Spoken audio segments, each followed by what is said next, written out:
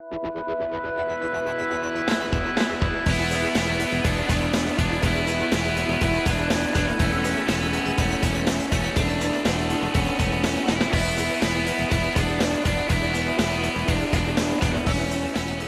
welcome to Insights. I'm Paul Arthur. Looking forward to hearing from you again. As always, a little later in the program, we'll open up our phone lines talking about where is God when tragedy strikes. And we've seen our fair share of tragedy this last year, haven't we?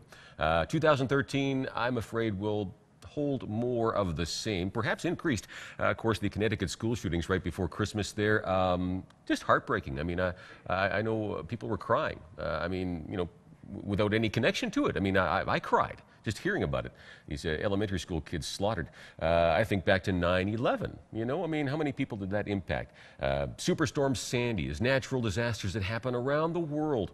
And we think, where is God in the middle of all of that? The why questions, right? They're good questions, I think. Why are little children starving when we have so much abundance in the world? Why are kids taken from their parents way before their time, maybe through tragic illnesses or a sudden accident and these kinds of things? Could God not have stopped it? Good question. Yes, God could have stopped it, but for his reasons, he did not. Now, we're going to try to figure out some of those reasons here today. Why all the wars in the world, no shortage of that throughout history, and it continues. Atheists would argue that this is in fact proof that there is no God, or perhaps that if there is one, he's certainly not as good as we Christians say he is. And I understand the argument to a degree. So, is there anything we can learn from these kinds of tragedies? I think there are some things, some lessons we can learn from it. Other questions that arise out of it, are these tragedies preventable? Some people argue for gun control and so forth, or maybe put some of the blame on violent media. We could talk about that too. So love to hear your opinions a little later in the program. We're joined today on the phone line from Idaho. Steve Wohlberg joins us. He is a Bible teacher, he's an author as well, director of White Horse Media, and the host of His Voice Today radio and television broadcasts. His website is hisvoicetoday.com. Thanks for taking the time for us here again today, Steve. Yes, hello, Paul. We've been together many times, and I'm glad for another round. Thanks for having me. Yeah, you bet. Well, why don't you, first of all, you have been on with us a number of times over the years, and for those viewers, though, who don't know the first thing about you, why don't you tell us a bit about you and about your ministry?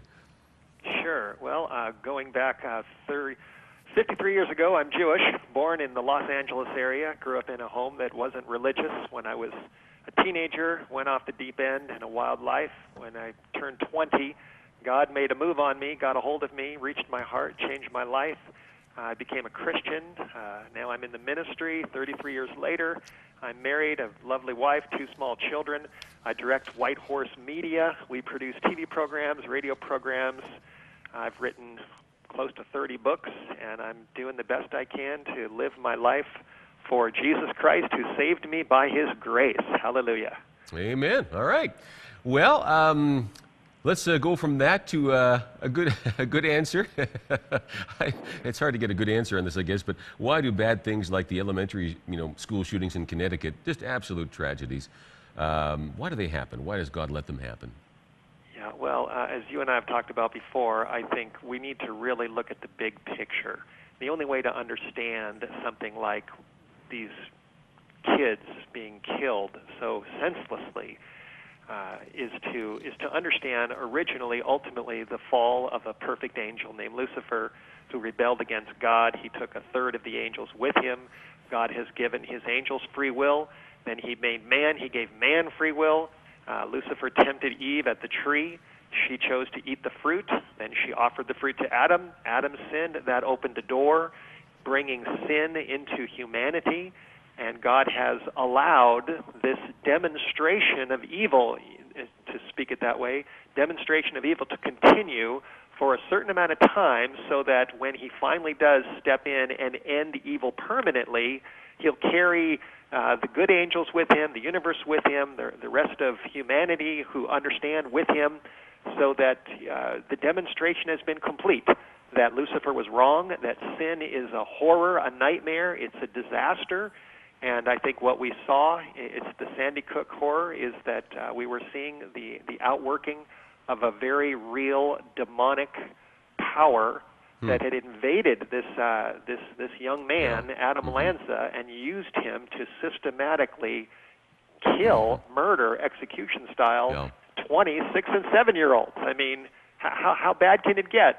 Yeah, it doesn't get much worse than that. No two ways about it. It's an interesting thought to ponder as you were, kind of laying it out there, that God allows us even to see the big picture. Just the point to ponder is that, if things like this never did happen, and, I mean, we all would say, yes, that's what we want. And of course, we await that, in heaven. But here on earth, if these things never did happen, it would almost paint a picture of that, sin doesn't have a lot of consequence. It's interesting to ponder. Yeah. Huh? That's right. And, there's a verse. I've written an article on my website, whitehorsepedia.com, about this. It's called Christmas Reflections, Sandy Hook Horror and Love versus Evil. There's a verse in Revelation, chapter 12, verse 12, that says, "Woe to the inhabitants of the earth and the sea, for the devil has come down to you, having great fury, for he knows he has a short time." And I know people have pondered, well, Adam had some kind of a mental disorder when he killed these kids, but I really believe that what happened there goes far beyond just a mental disorder. I believe that this young man was invaded by supernatural demonic forces. I mean, how can you kill little kids systematically without your conscience screaming at you and telling, don't do this, unless you're possessed by the devil? And I know that may sound strange to some people, but there's a verse in Luke 22, verse 3. It says, Satan entered Judas, one of the 12, and then Judas betrayed Christ. And Satan was inside of him. And the New Testament's very clear that there are evil angels, there are demons.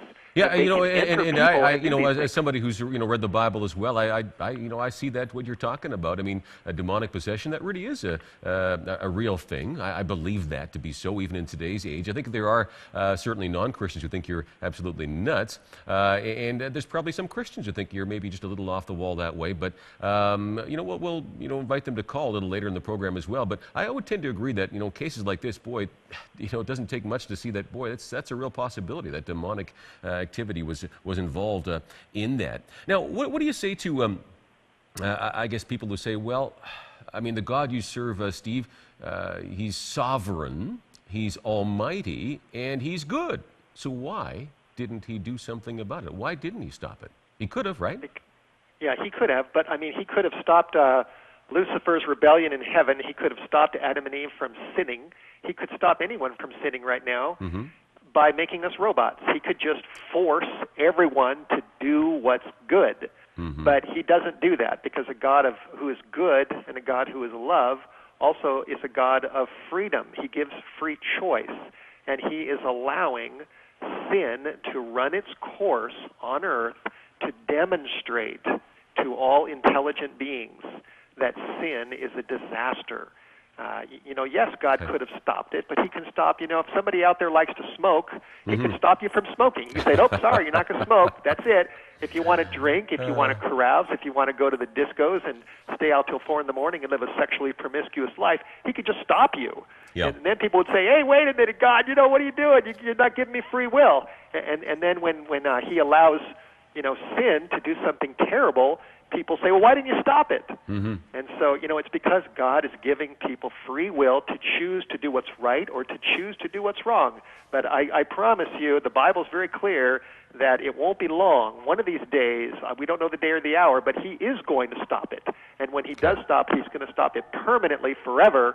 He's going to get rid of evil, and then it's going to be a matter of which side have you chosen to be on. Right. So he's given us the choice, and again, that's a mix of God's sovereignty and his choice, sovereignly, to allow us free choice. And right. I mean, you just think that through, and love actually needs free choice for it to function. So, all right, talking to Steve Wohlberg and Where's God When Tragedy Strikes. All right, just asking people on the street here with our cameras in hand, just for some feedback here on the question, well, where, or what lessons can we learn from the Sandy Hook tragedy, for example? There's a lot of people that have a lot of different problems emotionally and psychologically that need help, and we need a government that's going to look after that. If the governments in the States and in Canada, start doing the declining of psychiatric help, we're going to see more of it. Every person that purchases an automatic gun should have a doctor's certificate that he's fit to own this gun. Everybody wants God out of the schools, and you know, it's a saying, but then when they get in trouble, right away they want God back and they all go out to prayer. Youth are definitely part of our heritage, and we need to take more care of them. How would we do that? Listen to them more and educate parents. I imagine coming out of that, you're going to see a lot of people homeschooling. Yeah, lots of different thoughts on it. Everything from, you know, kind of shelter your children, homeschooling, or to better gun laws and so forth, better mental health programs. A lot of different ideas. You know, are these things preventable? Okay, and again, love to hear your thoughts a little later in the program on that. Steve, your thoughts? I mean, is, you know, a tragedy like the Sandy Hook situation preventable? I think there are certain things that human beings can do to make schools safer. I know this is, you know, the big issue about control and gun control and some of the issues that came up. I think ultimately, when it comes to the big picture, we cannot permanently and completely control sin and the devil. God is supernatural. Satan is supernatural. We're in a cosmic war between good and evil. There's blood on the ground. This is a real battle. You know, I do think I was talking to my wife about this, and she made a good point recently. She said, you know, they don't want God in the public schools at all. They've pushed him out. And then when things like this happen, they say, well, where is he? Where was he? And, you know, we've pushed the Lord out of schools and of the world by and large. And so God is allowing the consequences of our decisions to hit planet Earth. And I mean, it doesn't make it any easier. It's just what happened in Sandy Hook. I mean, it really affected me. I have a 4-year-old. She just turned 5. A little girl and a little boy who's 8. They go to school not far from my house. They're in school right now. And when I heard the story about what this young man had done, you know, going from classroom to classroom, killing these 6-year-olds and 7-year-olds, you know, my daughter's 5 and my son is 8. And it just broke my heart.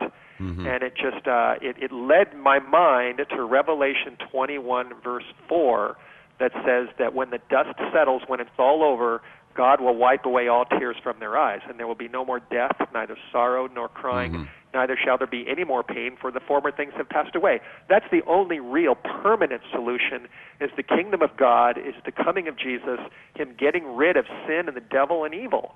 And that's the only real hope that we have, and it's a glorious hope.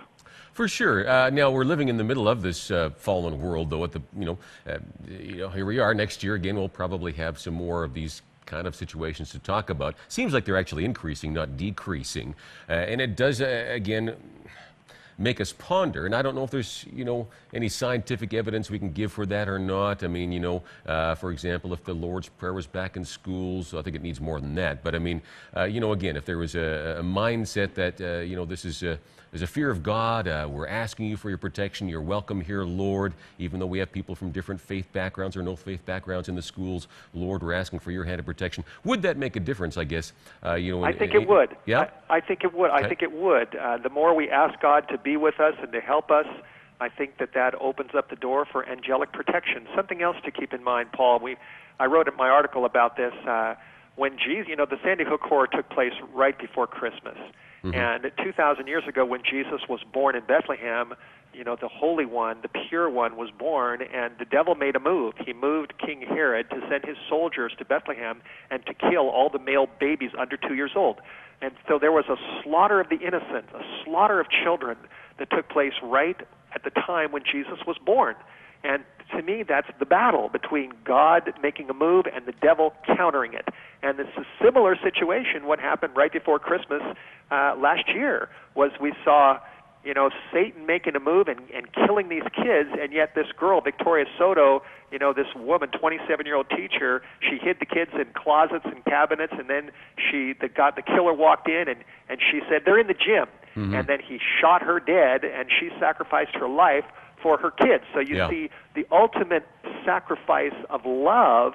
You see love there, and you see evil. Love and evil. Same thing happened 2,000 years ago when Jesus was born. Satan killed the babies. Love and evil, and the battle's on between the two sides. Yeah, no, it's an amazing picture when you look at it that way. Yeah, there are some things we can learn from that. There was, I guess some good in the midst of that tragedy. What do you say to people, I'm just playing devil's advocate here, Steve, but, bad things happen to Christian kids as well. Their parents did invite Jesus into the school that day. They did pray over their kids that day, and they still died. So what do you say to them? Yeah, I say it's just the horror of Satan's work in this world. All the disciples, except for John, died cruel deaths. Mm-hmm. Jesus himself, God allowed his own son to be beaten, whipped, betrayed, tried in the middle of the night, and then nailed to a cross and hanging between two thieves for 6 hours, between heaven and earth. God allowed his own son to suffer so that he could make an end of sin. And I think, even prayer, even if there was prayer in schools, that wouldn't guarantee that the devil wouldn't still do something. And God allows these things, and I believe that God can still work in the midst of tragedy. The greatest tragedy was Jesus died on the cross, but then 3 days later he rose from the dead. Mm-hmm. So God uses tragedy and turns it around and uses it for good. And there's no simple answers for these kind of things. It doesn't take away the pain that parents have when their kids. We have a Christian family. We have morning worship and evening worship with my kids, and it's not impossible that after we pray today for Seth and for Abby, that one of them would get hit by a car on the way home from school and get killed. Mm-hmm. It's not impossible.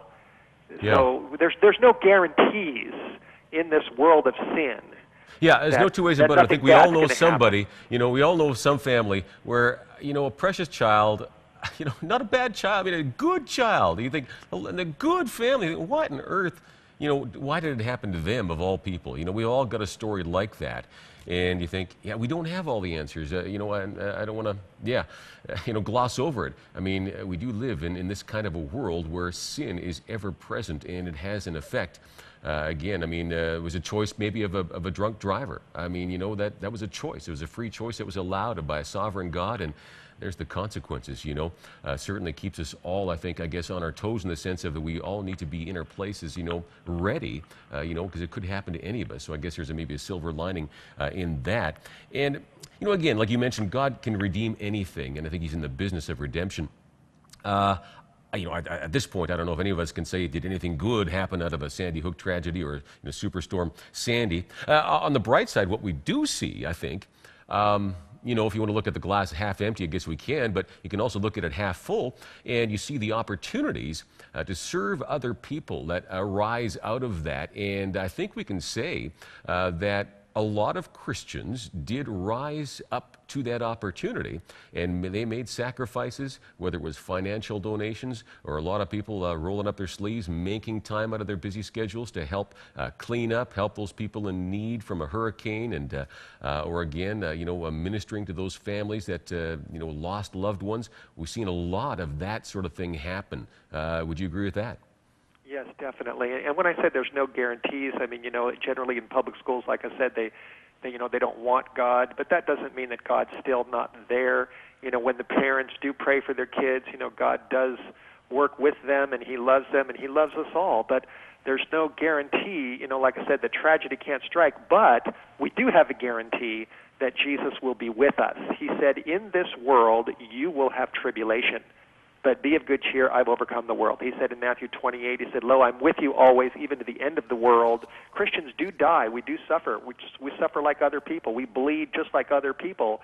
The martyrs, how many martyrs have there been throughout history who died at stakes, praising God? So God doesn't stop the consequences of sin, but he gives us the assurance that he's with us, that there'll be a better resurrection, as Paul talked about, and there'll be an eternal life and an eternal hope when there's no more sin and suffering once the devil is defeated and everything gets restored. That is the hope that we have as Christians. Yeah, we certainly do have hope. And again, in the meantime, we live in a world where tribulations are not in any kind of short supply.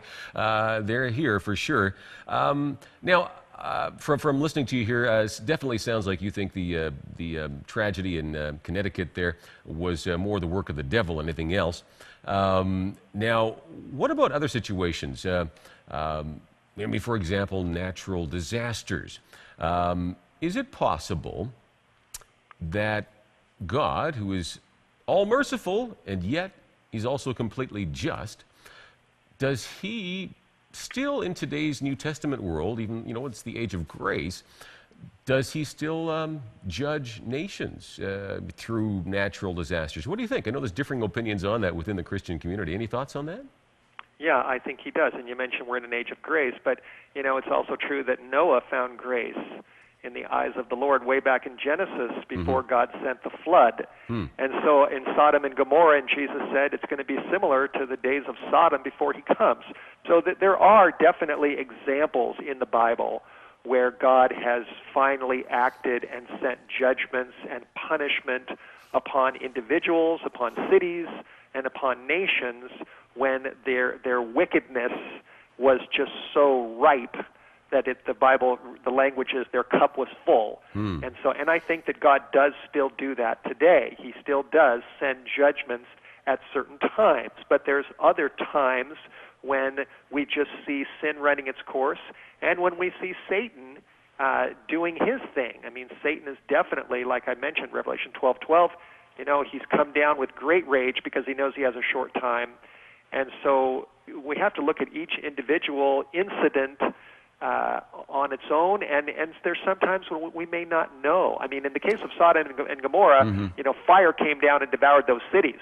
Right. And if let's say fire dropped from heaven and consumed Las Vegas, or at least the Strip, not all Las Vegas is wicked, but the Strip certainly is. Yeah. And if that happened, I think it'd be pretty clear that this was a clear judgment from God. But in other situations, like with Hurricane Sandy, we don't really know exactly, is this a judgment from God? Is this the devil doing this? We do know that Jesus predicted that there would be certain things that would be increasing, great signs from heaven, earthquakes, famines, would be increasing before he comes as indicators and warnings to humanity that we're getting closer to the grand finale. Right. So I think the wisdom, again, we've seen a number of, famous preachers kind of backpedal after making some comments over 9/11, for example, as being God's judgment and so forth. We need to be very careful, I guess, as to how quickly we speak and what we speak in these areas, because it's not always clear and it's not always cut and dry that way, is it? That's right. You're exactly right. And we do need to have a heart. We need to be, sensitive. And my comment about how we basically, don't want God in schools, and then we say, where is he? That was not meant to be a heartless comment. I could hardly even pray for the parents after Sandy Hook because my heart was so broken and it was so painful for me to even think about it.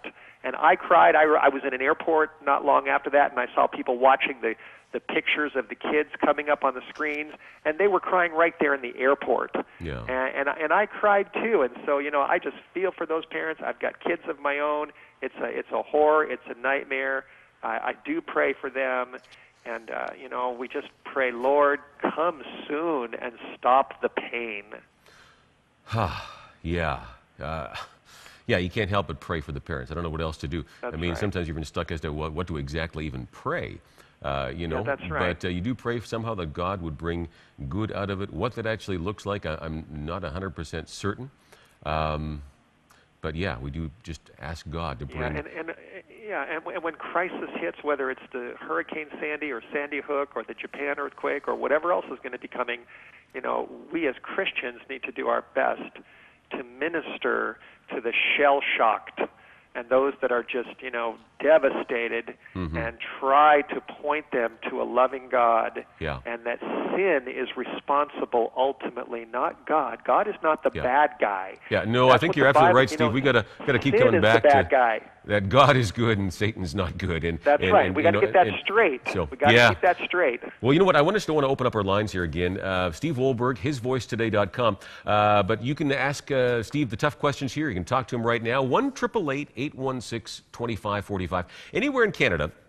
Our lines are open right now, toll-free. If you don't want to chat live, you can certainly drop us an email, insight@miraclechannel.ca. But why does God allow these things to happen? Where is God in the middle of all of that? All right, we're back right now.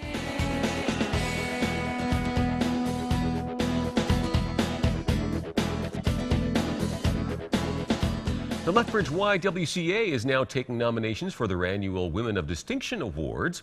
Nominations are going to close on February the 1st, so you have until then to get your nominations in. You can simply download the nomination form from the website, ywcalethbridge.org. Now, the awards are for women who have distinguished themselves through their efforts to make our community a better place to live in, those who have been simply outstanding role models. And there are multiple categories, some for maybe older women, some for younger. The person has to be at least 17. And again, this could be somebody in your church or somebody you work with and so forth. But somebody you know who deserves recognition, why don't you nominate them? The number to call is 329-0088, 329-0088. The award ceremony itself is going to be happening on March 22nd at the Lethbridge Lodge. And again, you have until February 1st to get your nominations in for the Women of Distinction Awards.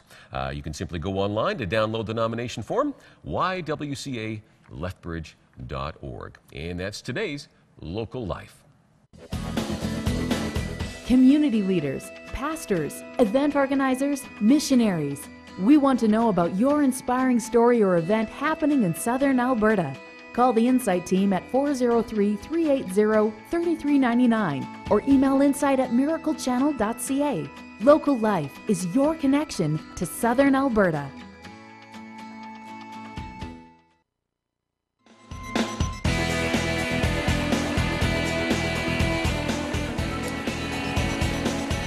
And we continue our conversation today on where is God in the middle of tragedy? Why does God allow these kind of things to happen?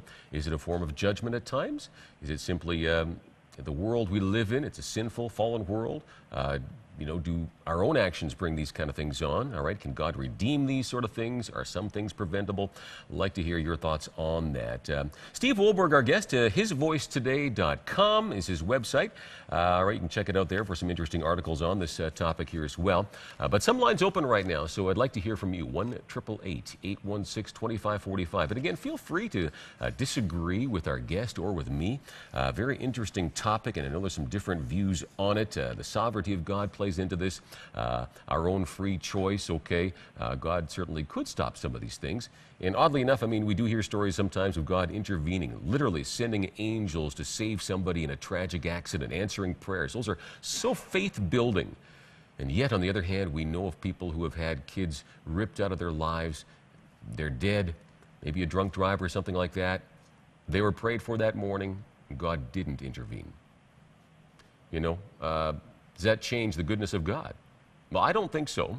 But there's certainly, people who would maybe have their faith rattled by that. And I think that's very understandable as well. And again, are some of these things preventable? Okay? Our guest, Steve Wohlberg. Steve, one thing I wanted to ask you real quick here is, I know one thing that you're passionate about is, media, and of course, White Horse Media. You're the director of this company.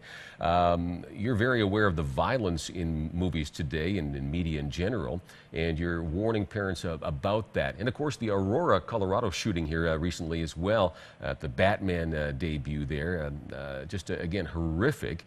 But again, is there a tie-in with violent, media? Well, sure, would seem that way. Yeah, I definitely believe there is. I've written an article on our website about that very thing, violence in entertainment, and I've got an article on our homepage, whitehorsemedia.com, about the Aurora killing, tying it right in with violent entertainment. If you look at the people that have committed these atrocities, Columbine, Aurora, Sandy Hook, one by one, consistently, the majority of these killers have been saturating their minds with violent entertainment, violent video programs and games, video games. And so, yeah, I mean, you've heard the phrase "monkey see, monkey do." what you watch affects you, and you start doing it. And our society, the entertainment today, is becoming increasingly violent, whether it's the video games or even the cell phone games, the movies. Hollywood knows that violence sells, and the devil knows that he wants to get people involved in violence. In Genesis, before the flood, it says the earth was full of violence. Mm-hmm. And then God sent the flood. And Jesus said, as it was in Noah's day, it's going to be the same before he comes. And so I think definitely violence is going to play a role. Paul, let me read quickly. I've got on my Facebook page, facebook.com with my name, Steve Wohlberg, there's a lady there that she's listening to the show, and she just made this quote. I think it's marvelous. Her name is Mariana. She said, God is in the same place where he was when his son hung on the cross for us all. Wisest people never base their trust and faith in God based upon any earthly or personal circumstances, but in his character, in what he has already done for humanity and for all his promises in the Bible.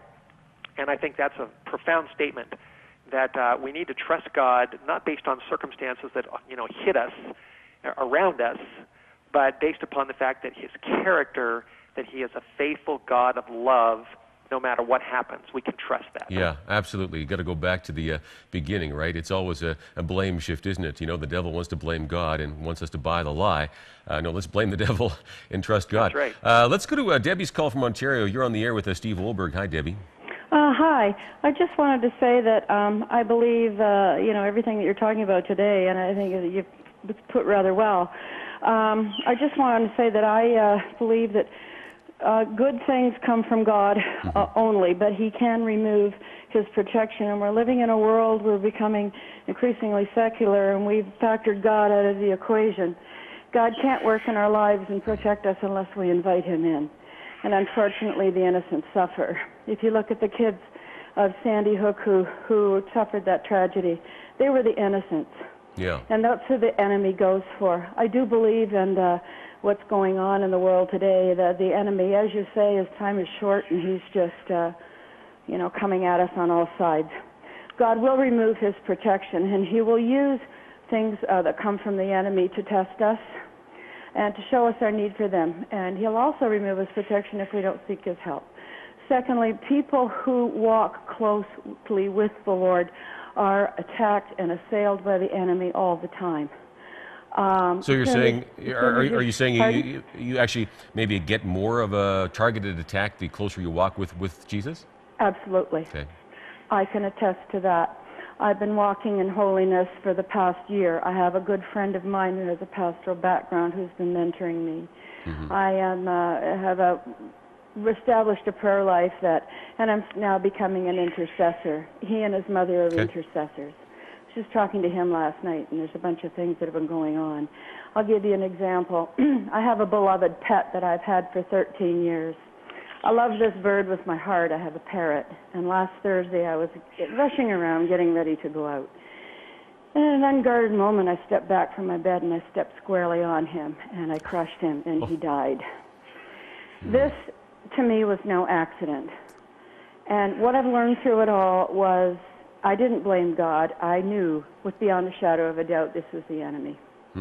This was a demonic attack. And after talking to my friend last night, his mother got sick. He has a number of events happen in his family that all happened at once, and we are all connected with each other in prayer. Yeah, there's a combination of things. I mean, can there be demonic attack? Well, we see that in the Bible. There's no two ways about it. Sometimes it's our own, foolishness that gets us in trouble and so forth. And, and different reasons for it at times. Steve, your take on Debbie's comments? Yeah, I think, I'm sorry about your parrot. And, when we lost our dog, it was pretty heartbreaking for us, too. And, I do believe that God can use, generally, he can use tragedy to wake people up. Now, I'm not saying that applied with your parrot, but, when crisis hits this world, whether it's a hurricane or an earthquake or a big disaster, God can use these things as wake-up calls to get people to seek him, to get on their knees, to put away sin from their lives. God can use tragedy and try to bring good out of it if we're willing to let him. And our choice is to blame him or to come to him. And that's up to us. Okay. No, thanks for the call there, Debbie. Yeah, it is interesting when you think about some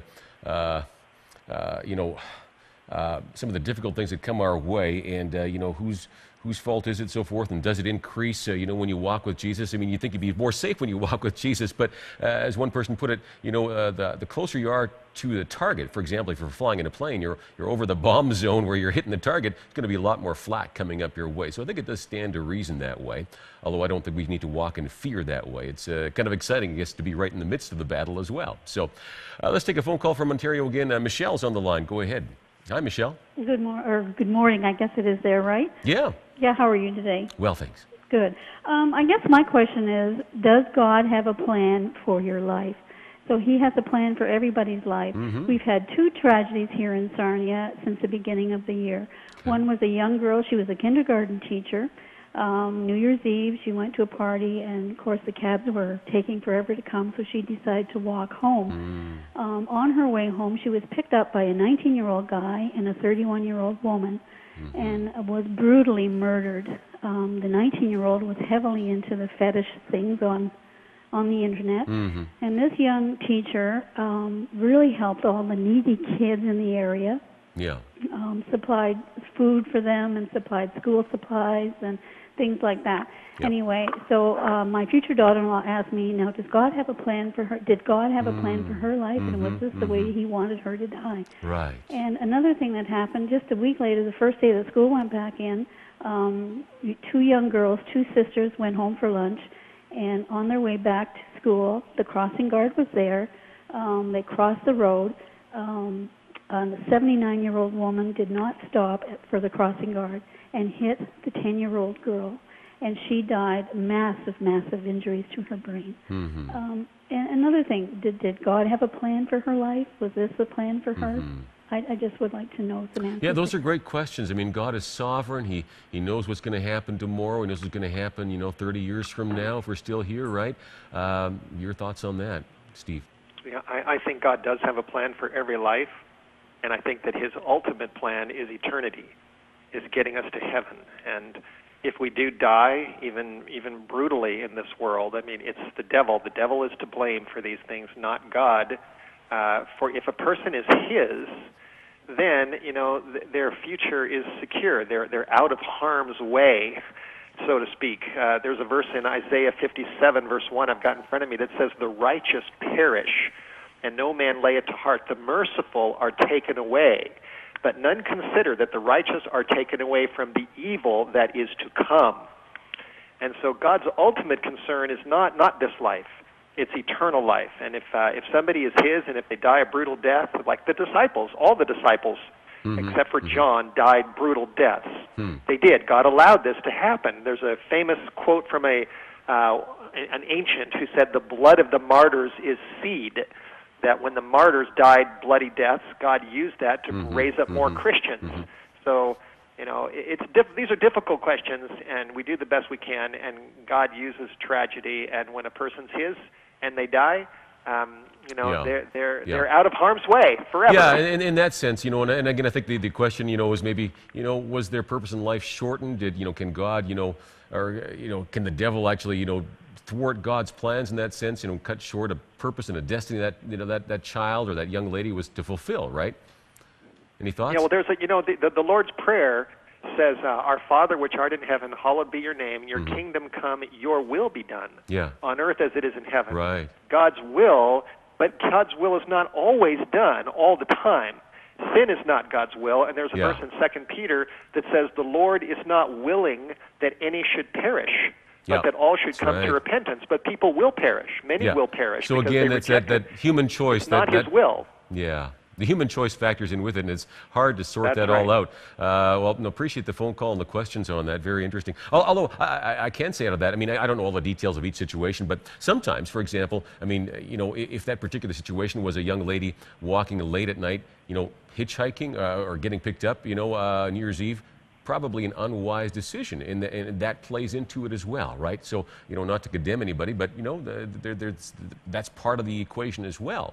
In other cases, it's not anything to do with the decision, it just happens, so, Yeah, very, very Yeah, I mean, interesting. you've got child abductors. You know, they take kids. We Yeah. had an Amber Alert the other day coming home from my son's going snowboarding, and my cell phone rang, and there was a group of kids around me, or beeped, and it was an Amber Alert that someone else had just been kidnapped. And so we're, like I said before, we are seeing the final spasm of the great controversy between God and the devil. Satan's pulling out all the stops. He's incredibly cruel, and he's doing what he can do while he still has time to do it.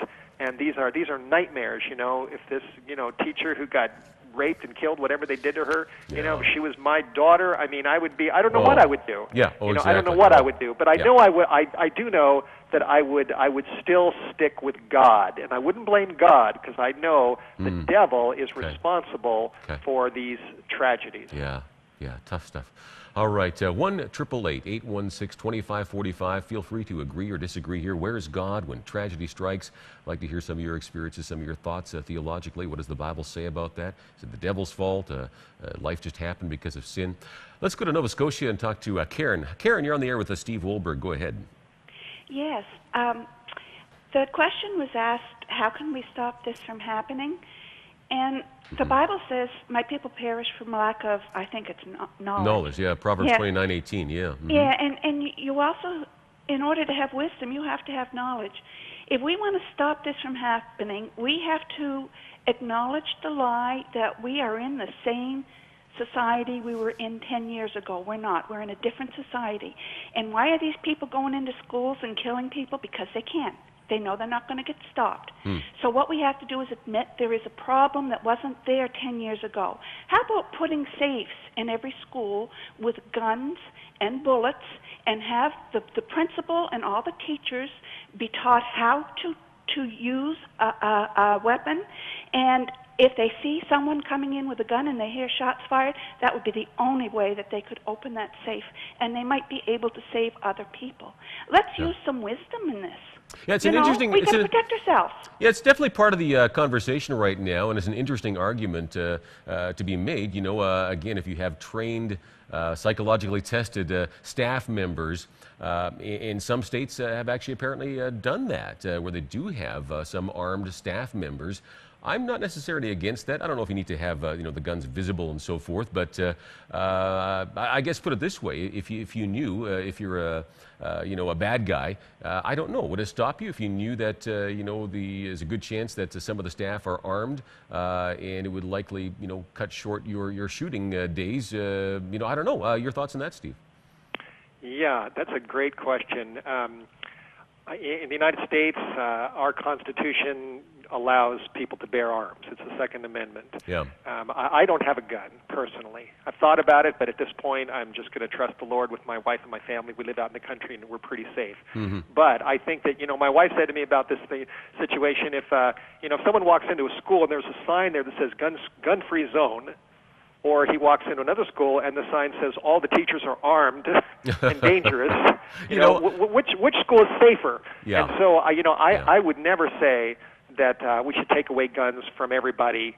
And I think that there's a place for this debate, and that gun control can protect people from the bad guys. You take away all the guns, and the bad guys can do whatever they want. And so, but ultimately, I think that the best way to prevent is to spend a lot of time in prayer and to trust the Lord. And you know, that's He's our refuge and our strength. Yeah, no, Karen actually brought up another interesting point, and that is the whole justice system. And again, God is ultimately God of mercy, but He's also ultimately God of justice. He fulfills both of those character traits perfectly, as no one else can. You know, so yes, we believe in redemption and so forth, but you know, when human life is taken in that fashion, you know, is there a place to have you know, capital punishment, or at least life, you know, forever, you know, behind bars and so forth? It's an interesting scripture in, I believe it's Ecclesiastes. I think it's chapter 8, if I remember correctly. You know, it talks about, you know, justice is not carried out, you know, properly because it's delayed. In other words, you know, the person it plays perfectly to what we're seeing today. You do something like this. Well, the guy's on trial for how long? At, you know, millions of dollars cost to you, the taxpayer. And, you know, this argument, that argument, you know, we had a tough childhood, yada, yada, yada, make me gag, right? You know, okay, we've all had some tough stuff. It doesn't, you know, justify murdering people on a mass level like that.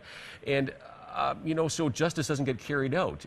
Maybe he does get executed, but it's probably years and years later. And I think it offers wiggle room rather than the deterrent that, a swift, just trial and consequences happening quickly, I think would have a much better result. Any thoughts on that?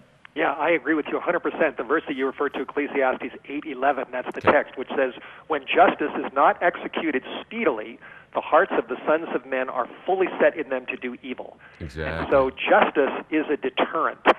In Romans 13, Paul talks about the powers that have the right to punish, referring to governmental powers. It says that they are terror to evildoers, and it says that the justices of the earth are ministers of God, a revenger to execute wrath upon him that does evil. That's Romans 13, verse 4.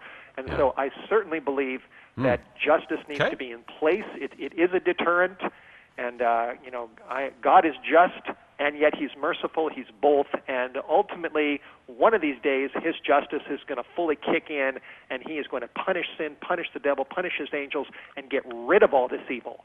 All right. Then there's going to be only love forever, and that's the only hope that we have that makes sense. What this does, you're right, Steve, it puts our mind on eternity, which, we need reminders of that, okay? And that's God right. is This life's temporary. So, yeah, absolutely. All right, so hisvoicetoday.com, Steve Wohlberg's website. You can check it out, some interesting articles on this topic. Going to go way up north to the Arctic, I'm told, to talk to Rosalie. Hi, Rosalie, where are you calling from? Hi, I am Rosalie. I am a few days only here with my husband. And I liked your program, and I heard about a tragedy, and the people are really afraid. Because whenever I hear the tragedy, I thank God, because I know it is a wake-up call for Christians. We are mothers and parents and grandparents. Wake up. This is the time we have to hold the thread. At the end of God, release the thread, and we have to hold. One end is in the hand of God, one end is in our hand to hold our children in a circle, in prayer. So I am so thankful that a tragedy comes, wake up call. So one of the ladies said, when we are Christians, we have fighting. Yes, this is what we have to understand, that when we are Christians, having faith in Christ, increasing our faith, we have to go forward. And Jesus allows us to go forward. That means we are close to the enemy. The fighting is severe, but Jesus is in the front line. That is what we have to believe. All right, appreciate your phone call on that. Yeah, thank you for that, Rosalie. Steve, your thoughts? Yeah, I think these are wake-up calls. I've got Matthew 24 open in front of me. Listen to this. Verse 9, Jesus talked about Christians. He said, "They will deliver you up to be afflicted. They will kill you. You will be hated of all nations for my name's sake." Verse 12 says, "Lawlessness will increase, and the love of many will wax cold, but he who endures to the end, the same shall be saved." So Jesus predicted that even his followers would be massacred sometimes by rulers, evil rulers, and wicked people. But he says, hold on. When lawlessness increases and things get totally out of control, hold on. The end is coming. If you endure to the end, Jesus will win on the last day. Yeah, and you betcha. It's a battle that we're in, but we've got to hold on to our faith. Yeah, you got to read the end of the book, and it's good news. That's so, right. Okay, let's go to Alberta and talk to Lisa. You're on the air with Steve Wohlberg. Go ahead, Lisa. Hi, gentlemen. Thanks for taking my call today. A few quick points. The first being is my concern for, and I'm not saying that you guys have done that today, but sort of demonizing people with mental illnesses. Obviously, there's thousands of people, millions of people with mental illness that would never go into a school and shoot a bunch of innocent children. Of course, yeah. Secondly, if it's something to do with the devil's works, having increased laws of like putting fear into people for capital punishment and such, I don't understand how that would stop the devil from doing whatever he's going to do. And thirdly, it's been proved time and time again that having capital punishment and having stronger laws like that don't deter people from killing other people. Well, I would probably argue that there I think are some studies that would say that it does, in fact, but I think what happens now, because you have the huge delay factor that we mentioned again, and you can look up Ecclesiastes 8, verse 11, I think that plays into it. But the reason, though, Paul, that we have that is because there's going to be people eventually in the system that aren't guilty, and we have to be able to afford everybody the rights, including horrible people that do heinous things, do justice, meaning that everybody has to go through that system, because there is going to be people that go up against the law that aren't guilty, and heaven forbid that we would ever execute somebody that's not guilty. That would be a huge right. sin You in know, the eyes of and the I Lord. understand your argument, Lisa. I mean, you have some good points. I think many people would agree with you. I probably wouldn't completely, in the sense that I mean, there's never a perfect system. I mean, put it this way: if you don't execute, you know, these you know, the guys who are guilty, what happens too often is that they do get out early and repeat their same crimes again and again, and then so you have that part of the coin. You know, again, with more innocent people dying. So there's two sides to that argument. But anyway, go ahead, Lisa. One more point I just want to make. Thank you, Paul, for hearing me out. Yeah. I was a teacher only for a couple of years, but that's what I was intending on doing. I know a lot of people that are teachers.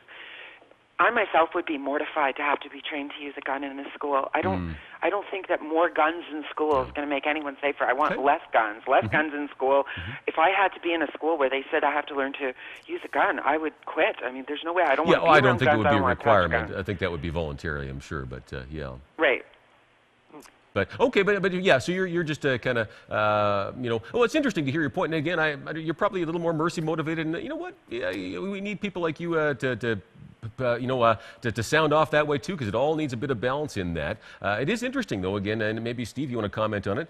You know, Yeah, Jesus had some things to say in that too. He didn't actually, you know, tell soldiers to stop being soldiers. You know, they asked, what do we need to do, right? That's right. You go ahead. That's right. Yeah, I certainly believe that God, the Bible's clear, God is a God of mercy and justice. Yeah. So his character is both, and we can't just cling to one and reject the other.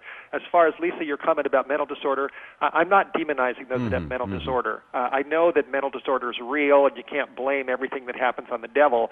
But in the Sandy Hook situation, you know, what this boy had does not justify what he did. I believe firmly that the devil was involved in that situation. I also do believe that fear of punishment is a deterrent. Yeah, I think if you remove fear of punishment completely from society, you're going to only embolden the wicked. Now, I know that will sometimes, you know, the justice system doesn't always do it right, and I'm all for a fair trial by jury in every individual situation. But, you know, this is a sinful world, and we need justice. If we get rid of justice, we're in trouble. We do need to have the fairest trial possible. It needs to be beyond the shadow of a doubt before you carry out something as permanent as a capital punishment. No two ways about that. I mean, we don't want to see the innocent hanged, that's for sure. But on the other hand, it's quite interesting. I mean, you know, even if it wasn't a deterrent, I tell you what, if your child was brutally, you know, executed that way,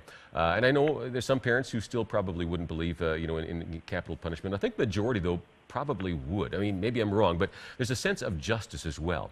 When you almost devalue the life of the innocent person that was murdered by saying, well, you know, we'll just put you in jail for 25 years and then you're out again. You're saying this life has more value than the one that you took. What does, you know, true justice actually look like? That would be my argument. But feel free to disagree. Let's take some more phone calls. 1-888-816-2545 if you want to join us here. Let's go to British Columbia and talk to Anna. Hi, Anna.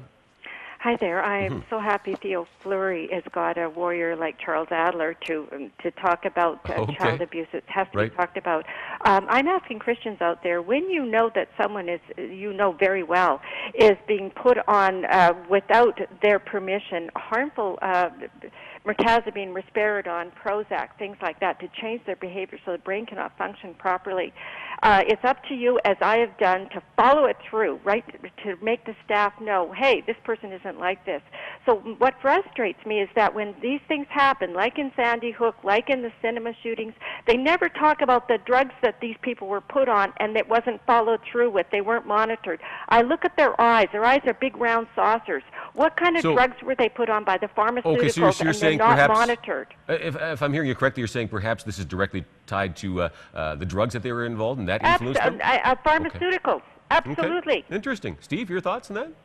Yeah, I think there's a place for medication in this world, but it's misused often, and people are put on drugs they don't need to be put on, and these drugs are very powerful, and they can make people do crazy things, and I think the devil works. The pharmaceutical industry is the battlefield as well, just like the world, and God can work through medications, but so can the devil to destroy people's lives. And all right, we some need wisdom to look needed at every with that. situation and be careful. Yeah, we do. I think generally speaking, we have somewhat of an over-medicated society to begin with. I think you're right on that point, for sure. Thanks for that, Anna. Laura from Saskatchewan, I'm going to squeeze you in yet here as well. Go ahead, Laura. Hi. Laura, are you there? We were just talking about all the shootings that have happened in the schools and that, and we were saying how good it would be if something good could come out of this. And sometimes I think we need to pray that our government will put prayer back in school. As Canadians, that's how our country's based on is God and our Canadian anthem. And it's not to keep Satan away from these children's lives, but it is to help them to know that.